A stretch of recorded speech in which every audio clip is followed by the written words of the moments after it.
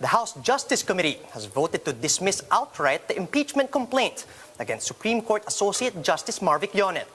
To give us more details, we have Marian Enriquez joining us live from Manila. Good morning, Marian. Could you tell us how many lawmakers voted for the dismissal of the impeachment case?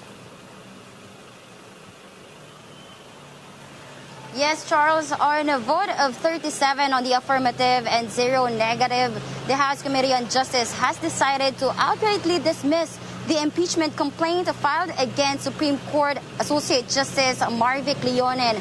Earlier today, the House Justice Committee had to decide whether the complaint is sufficient in form, but apparently the evidence submitted by the complainant were all copies or photocopies of newspaper accounts, and there were no authentic records nor certified true copies, meaning the allegations of the complainant were all hearsay and lacked personal knowledge. He also, several lawmakers also said that the complaint was also insufficient in substance. Charles?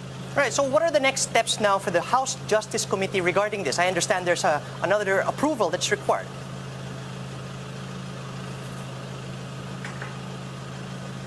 Charles, the House Committee on Justice has 3 days to return the complaint back to the Secretary General.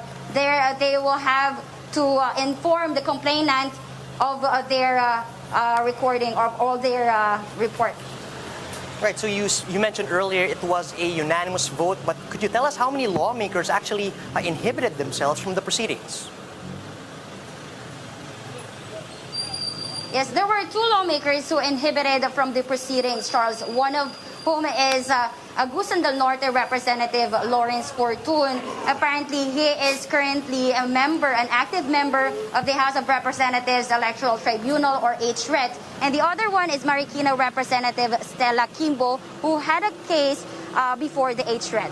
Charles? All right, let's step back a bit, Marian. Could you give us a bit of a backgrounder on what was the basis for the case against Justice Leonen? Yes, Charles, it stemmed from a complaint from a private citizen named Edwin Cordevilla, who is said to be a Secretary General of the Filipino League of Advocates for Good Government. His legal counsel is Attorney Larry Gadon, and his complaint was endorsed by Ilocos Norte Representative Angelo Marcos Barba on December 7. Barba is a cousin of former Senator Bongbong Marcos. Cordevilla accused Leonen of betraying the public trust for failing to file his statement of assets, liabilities, and net worth, or SALN, for 15 years. Leonen is also accused for being negligent in failing to dispose 37 cases in the Supreme Court and delaying resolution of 34 cases pending in the House of Representatives Electoral Tribunal, or HRET. Charles? Thanks for that, Marian. That was Marian Enriquez reporting live from Manila.